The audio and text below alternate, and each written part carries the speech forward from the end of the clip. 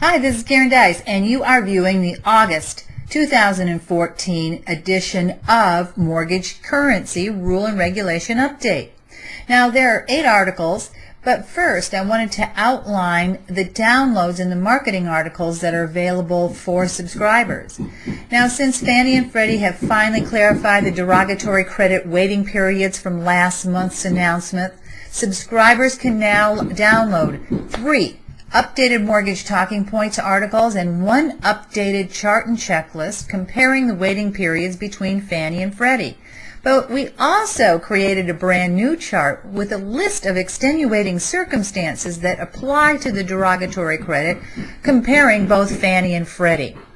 Now, other downloads also include USDA Household Members Asset and Disclosure Statement and a fraud statement, which you'll now have to use when submitting loans to USDA on or after September 1st. There is a CFPB 100-question consumer survey that they're sending out to your clients, where part of the questions relate to how they perceive you as their lender. And one more download, CFPB's Mini-Correspondent policy document to check and see if your affiliation with your lender meets their definition of a mini-correspondent. Here's a short list of the articles that you'll find. Okay, CFPB asked the Congress for permission to obtain access to your client's private mortgage information based on their National Mortgage Database project. And by the way, Experian is the credit bureau supplying them the information. If you are a mini-correspondent, the CFPB has created a list of 13 questions to ask yourself to determine if you're truly a mini-correspondent or if they think it's a sham. And then Fannie finally clarifies the derogatory credit waiting periods, updating it from their July announcement, which we told you that we didn't really know exactly what they meant, so they came out and clarified it in this issue.